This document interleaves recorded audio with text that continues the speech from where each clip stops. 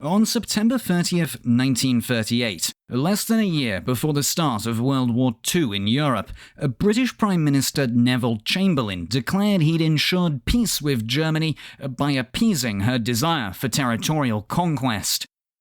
The next spring, Hitler tore up Chamberlain's Munich Agreement to take Czechoslovakia, and then invaded Poland that September, which with hindsight makes giving in to his early demands seem like the height of foolishness. So why, at the time, was appeasement seen to at least be worth a shot? Why did Britain try to appease Hitler? Well, the theory of appeasement isn't hard to understand.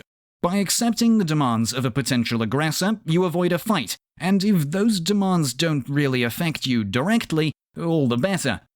Hitler's most obvious goal was to undo the Treaty of Versailles, imposed on Germany after the First World War, and unite ethnic Germans within his Reich.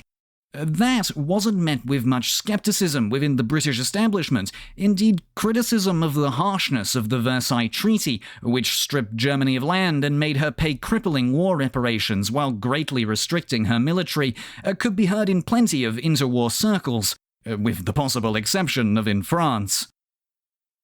At the end of World War I in November 1918, after 4.5 years of fighting, the German army had crumbled in the face of a combined Britain, France, and the United States. They signed an armistice, the Kaiser fled into exile, and Social Democrats established a German democracy, the Weimar Republic. The victorious Allies imposed the Versailles Treaty, sending shock and horror across the German political spectrum. Outrage at the humiliation and burden of Versailles was directed at the new democracy, and through the 1920s, that propelled Hitler and the Nazi Party from rabble-rousers into power. Helped along by the despair of the Great Depression, by 1934 he was an entrenched dictator. In June 1935, Hitler began to defy Versailles openly. He announced that Germany would rearm by building tanks, fighter aircraft, and submarines, and reintroduced conscription, all illegal per the treaty. As a matter of fact, the Weimar army had already been violating it in secret.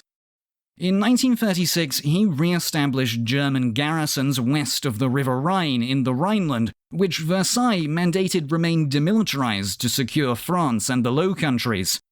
Neither transgression received a real response, emboldening the Germans, who had crossed the Rhine with orders to retreat immediately in the face of any opposition. Of the Western European powers, France was materially best positioned to stop a German build-up, and was certainly the most concerned by it, but French will was hamstrung by a viciously divided politics between extremes of left and right. Britain was spared most of the vitriol of the interwar years, and within the UK's ruling Conservative Party, there were essentially 3 different views of appeasement. Led by Chamberlain, some genuinely believed fair concessions to both Hitler and Fascist Italy would preserve peace.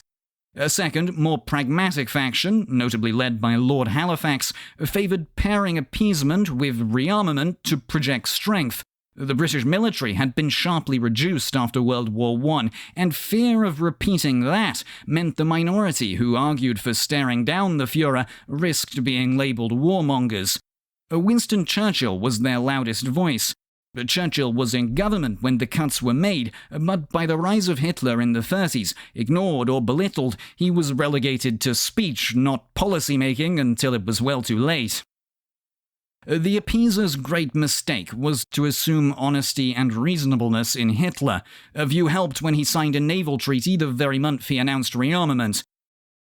Germany remilitarized the Rhineland on the 7th of March 1936, which violated Versailles, but could hardly be considered a conquest. So Chamberlain's predecessor stood down the incensed French, and besides, he reasoned Hitler's anti-communism to be a net benefit. Next, Germany roared into Austria, carrying out the 1938 Anschluss without firing a shot. The Stresa Front, made up of Britain, France, and Italy, managed just limp protests. Alarmed, neither Poland nor Czechoslovakia, both military powers in their own right, nor realistically Soviet Russia, could act without Western leadership. Only when Hitler turned on the Czechoslovaks in mid-1938 did he begin to face real diplomatic pressure. The Sudeten crisis centered on his demand for the roughly 2 million ethnic Germans of the Sudetenland, which had never been a part of Germany, to be incorporated into the Reich. It risked setting a dangerous precedent as communities of Germans lived all across Eastern Europe, and showed Hitler was undeniably interested in more than just revising Versailles.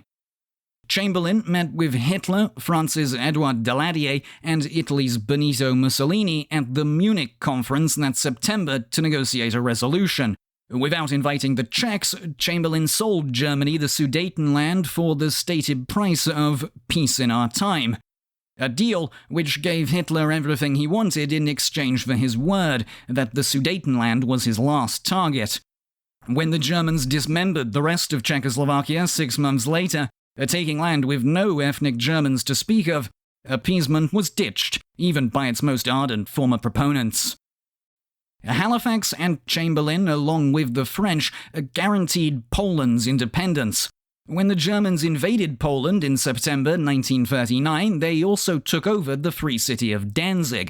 To find out more about the interwar period, you can check out the video on Danzig and the brewing conflict between Germans and Poles and the world to the left.